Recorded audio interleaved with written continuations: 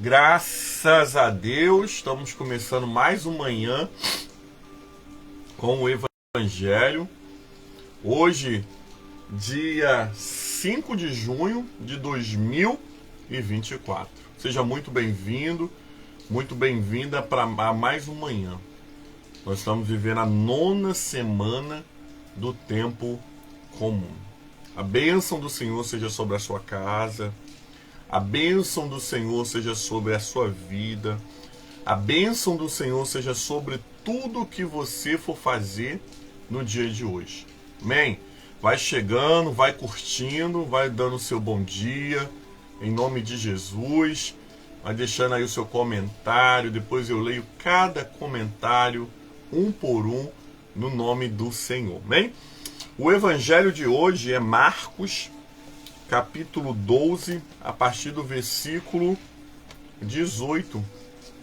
Marcos 12, 18, a partir do versículo 18. Amém? Deus abençoe a irmã Cirlei Lima, minha tia Antônia de Neuza, minha esposa Daniele também está aqui. E a todos os irmãos e irmãs que estão chegando. Se você ainda não curtiu, curta.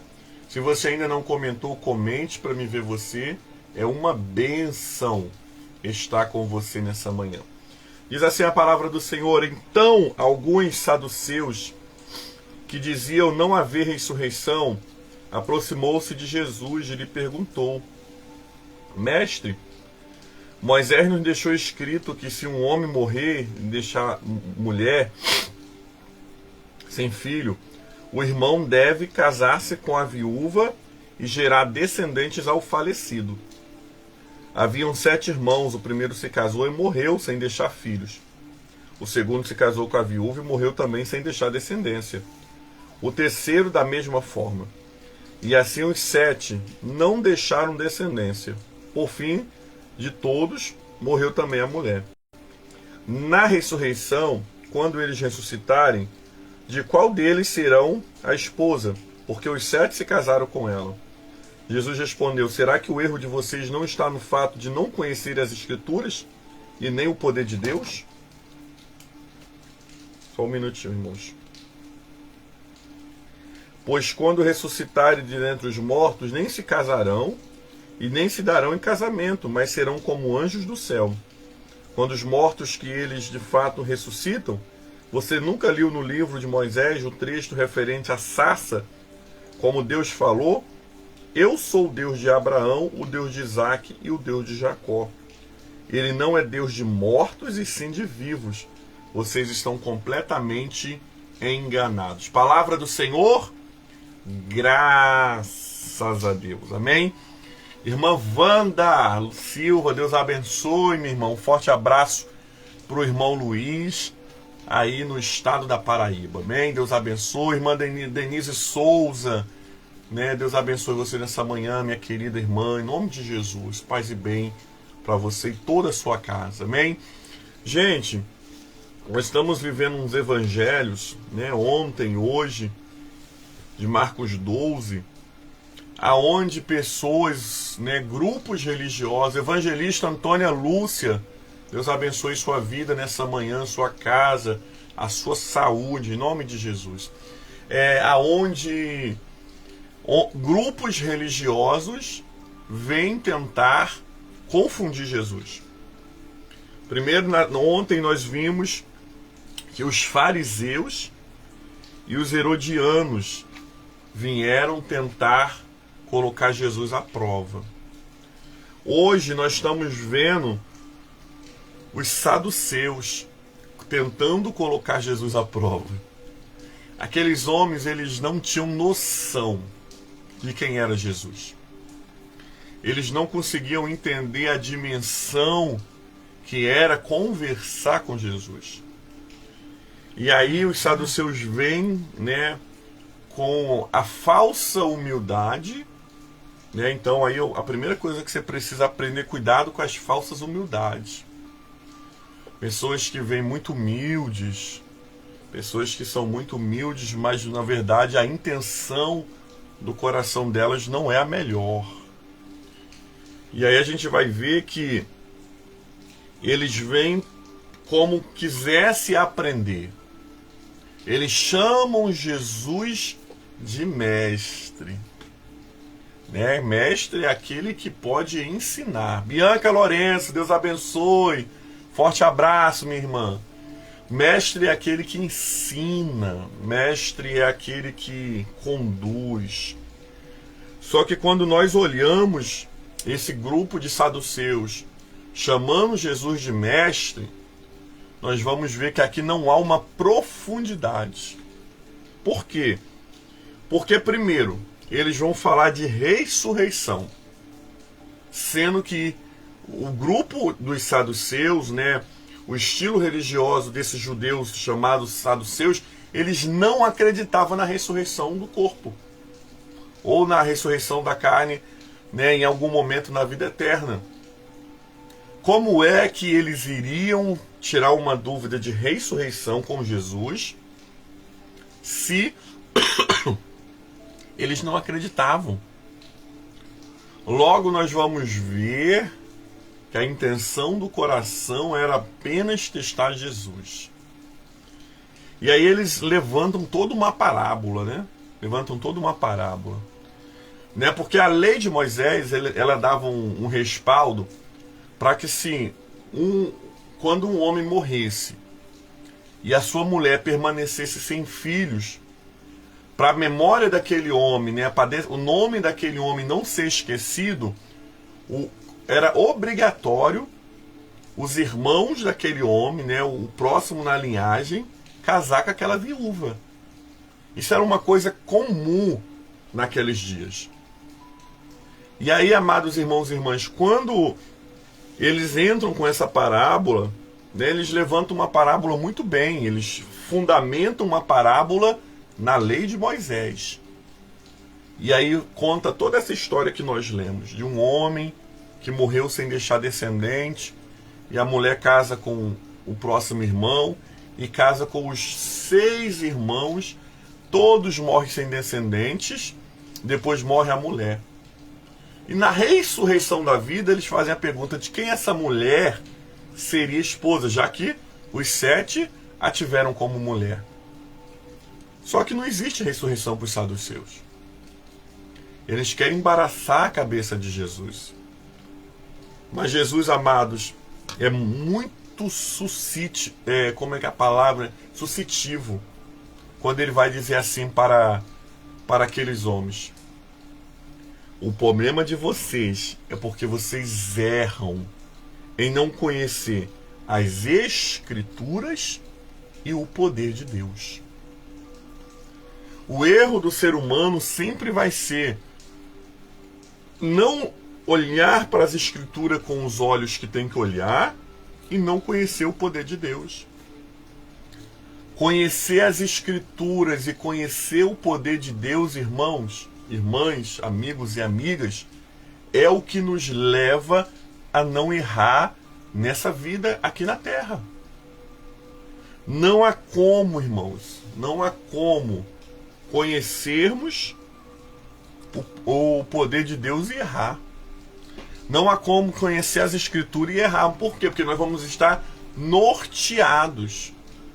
Aqueles homens não conheciam nem as Escrituras nem o poder de Deus. O que vai nos levar para o céu é conhecermos as Escrituras, saber o que agrada a Deus e o que não agrada, e a experiência própria. Você precisa ter uma experiência com Deus. Nós não podemos viver da experiência do nosso próximo. Você não pode viver da minha experiência, eu não posso viver da sua experiência, e não podemos apenas conhecer o Evangelho.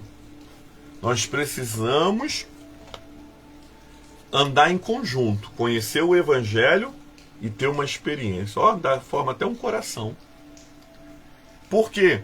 Porque quando você conhece o Evangelho, né, sabe o que está escrito no Evangelho, vive o Evangelho, procura alinhar a tua vida ao Evangelho, e você tem uma experiência real com o Espírito Santo, nada e nem ninguém vai te enganar, nada e nem ninguém vai te tirar do caminho, nada e nem ninguém vai impedir as promessas do Senhor Jesus chegar até você.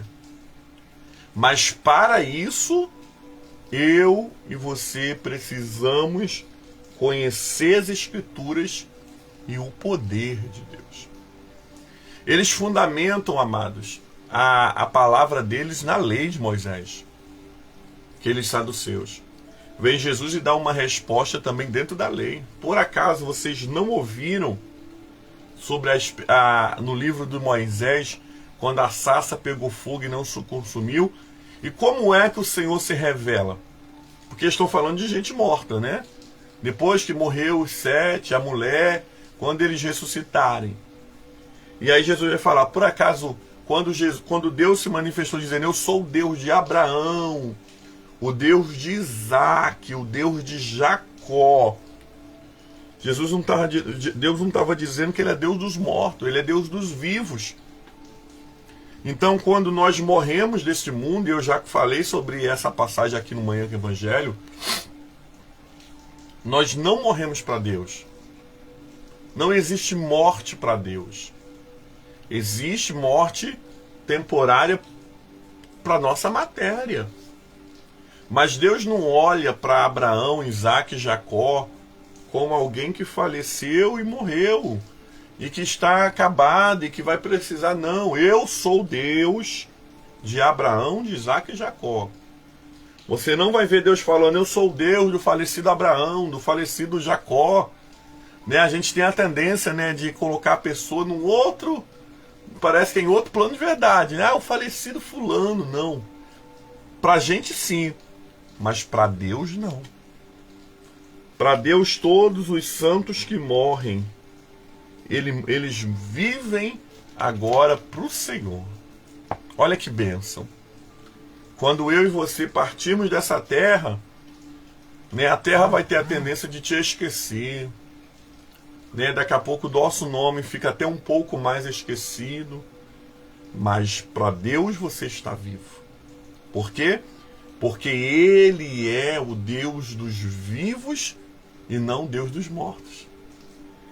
Por isso, nessa manhã, eu e você precisamos entender isso. Que o que nos torna homens e mulheres que verdadeiramente vivem para o Senhor, tanto nessa vida quanto na vida futura, né, na vida eterna, é o conhecimento das Escrituras e o conhecimento do poder de Deus. Não tem como você ser cristão, não tem como você seguir ao Senhor, se não for pelo Evangelho e pela experiência pessoal com Jesus. Por isso, nessa manhã, que a tua vida seja uma vida, querido, que agrade ao Senhor. Que a tua vida verdadeiramente seja uma vida respaldada no Senhor. Para quê? Para que você verdadeiramente conheça o Evangelho e verdadeiramente você tenha uma experiência pessoal com Jesus. Porque um dia o Senhor vai nos chamar e nós queremos estar vivos. Talvez não mais para o mundo, mas vivos para o Senhor. Vivos para o nosso Deus. Como nossos irmãos que já precedem a nossa caminhada, nós permaneceremos vivos. Né? Por isso, nessa manhã, tenha uma experiência com Jesus. Procure conhecer as Escrituras. São eles que nos levam para dentro da vontade de Deus. Palavra do Senhor, graças a Deus. Amém? Vamos orar nessa manhã? Vamos pedir a bênção do Senhor sobre a nossa casa, vamos pedir a bênção do Senhor sobre as nossas vidas, sobre a nossa saúde, em nome de Jesus, né? Peço ao Senhor nessa manhã, orem por mim, gente, estou sentindo uma dor nas costas há muito tempo, não consegui ainda diagnosticar o que seja, né? Às vezes eu tenho a sensação que é no pulmão, não sei se é osso, mas coloquem também na intenção de vocês o meu nome, tá bom? A gente faz uma conexão. Eu oro daqui, vocês oram daí. E o Senhor faz a obra. Amém? Senhor, nosso Deus e nosso Pai, muito obrigado pelo Evangelho do dia, a liturgia da palavra. Muito obrigado porque o Senhor falou conosco, porque o Senhor nos ensina nessa manhã que não é do nosso jeito, é do jeito que o Evangelho ensina, debaixo da experiência com o Espírito Santo. Eu oro nessa manhã por cada um que está assistindo Manhã com o Evangelho. Eu oro por cada um nessa manhã, Deus amado, que está, Senhor Deus amado, precisando de uma resposta que venha do Senhor, uma cura, uma libertação. Senhor, entra nas causas nessa manhã, trabalha nos corações. Senhor, vai tirando, Deus amado, tudo que não procede do Senhor, e que a nossa vida seja uma vida para te servir e te agradar. Nos dê um dia abençoado, nos dê um dia de vitória, que possamos descansar nas mãos daquele que nunca nos deixou. Pedimos assim a tua bênção nessa manhã, pedimos, Senhor Deus amado, a proteção dos altos céus para a nossa ida e para a nossa vinda. Aqueles que vão permanecer dentro de casa, seja a bênção do Senhor sobre cada um. Rogamos o Senhor orando a oração que o Senhor Jesus nos ensinou, dizendo: Pai nosso que estás nos céus, santificado seja o seu nome, venha a nós o seu reino, seja feita a sua vontade, assim na terra como nos céus. O pão nosso de cada dia dai-nos hoje. Perdoa as nossas dívidas, assim como nós perdoamos os nossos devedores. Não nos deixe cair em tentação, mas livra-nos do mal, pois teu reino é o poder e a glória para sempre. Amém. Louvado seja nosso Senhor Jesus Cristo, para sempre seja louvado. Amém. Um dia abençoado para você, mega especial. E que o Senhor nos ajude, né? Nos ajude a conhecer o Evangelho e ter uma experiência com o Espírito Santo. Receba a bênção do Senhor nessa manhã. Que a bênção de Deus Pai Todo-Poderoso, a bênção de Jesus Cristo, Salvador do mundo, e as doces consolações do Espírito Santo seja sobre todo o povo que vê a comunidade orante Manhã com o Evangelho. Não somente hoje, mas para sempre. E o povo de Deus diz: amém. Amém? Deus abençoe sua vida, Deus abençoe sua casa. Um dia mega especial para você, tá bom? Que Deus nos dê a graça de sermos homens e mulheres santos em sua presença. Fiquem com Deus. Graça e paz.